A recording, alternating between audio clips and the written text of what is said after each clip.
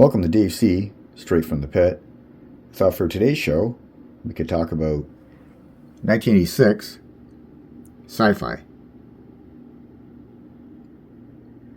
So released in 1986 and discontinued by 1988, Sci-Fi was the G.I. Joe team's second laser trooper, the first being 1982's Flash, of course.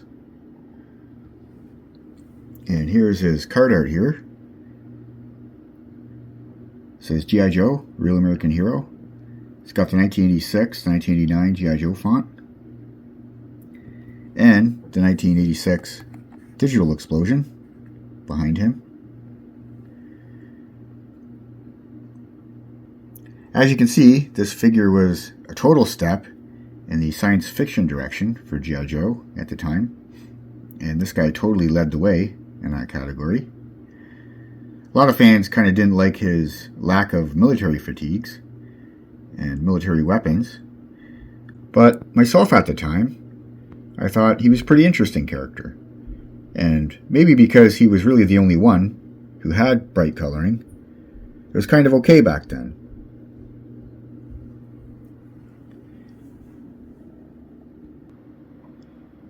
Here he is here, as shown in the 1986 G.I. Joe pamphlet, beside Lifeline. It says Sci-Fi, Laser Trooper. His prototype names were Hotspot and Red Light. So I'm kind of happy that they went with Sci-Fi.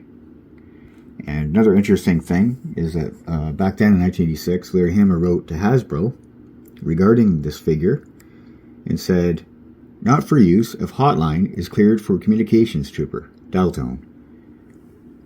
So he didn't want two guys with the Hot codename to start their codenames off.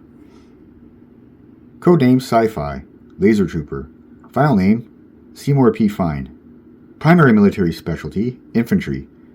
Secondary military specialty, electronics. Birthplace, Geraldine, Montana. Grade E4. Sci-Fi lives in a slow-motion world. He takes everything real easy, and he's never in a hurry to get anywhere or do anything. But that's what it takes to be a laser rifleman. At a range of 2.5 miles, the impact spot of laser light will jump 100 feet for every thousandth of an inch movement at the source. The spot has got to be held on target long enough to burn through that source. Otherwise, it's no more harmful than a warm breeze. When Sci-Fi braces his weapon and sights in on a target, he becomes a rock. No discernible movement of any kind. Birds perch on top of his helmet. He transcends mere stillness to another plane of immobility. You don't even see the trigger move. It's like he wills the beam of light to stab the darkness. So here are his accessories that he came with. And the laser rifle is called the XH86 LLOM Beam Laser Rifle. And he came with a power source backpack, as well as a hose, as shown here. And I liked it as a kid because you could take his rifle and pop it in the side of his backpack.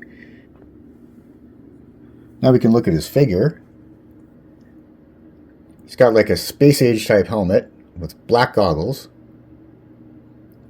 Some kind of an armor vest, maybe to protect him from the heat of the laser rifle.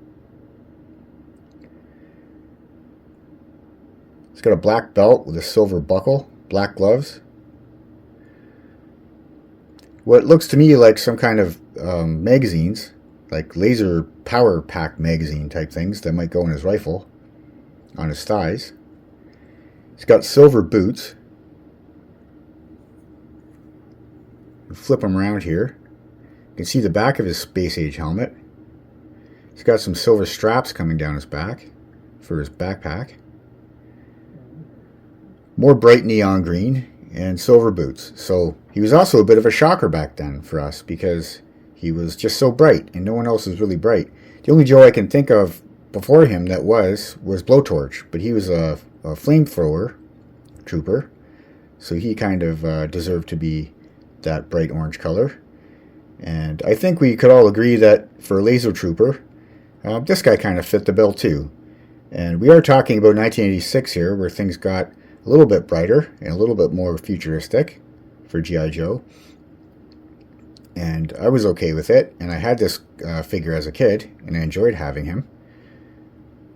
Much later on in the 90s, particularly 92 to 94, things got really, really bright, and it seemed like everybody had a bright color configuration, like a neon type look. And that's where I kind of didn't like some of the stuff. So, yeah, but anyway, I was really happy with this guy. Sci-Fi was quite popular on the Sunbow animated series and debuted in 1986's Arise, Serpento Arise 5-parter. And he was also in all of the other episodes for the 1986 season. And in the Marvel comic, he first appeared in issue number 64, and there it is there.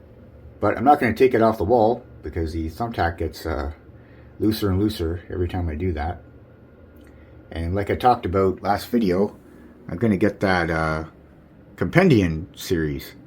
And I already have number 1, but I'm going to continue to get all of the books. I believe there'll be 4, which cover all the way to 155.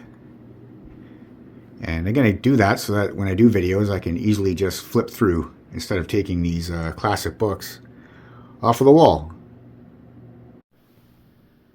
Before I go here today, I just wanted to mention an act of kindness by one of my friends at work, Jay, who found this Canada-USA flag for me.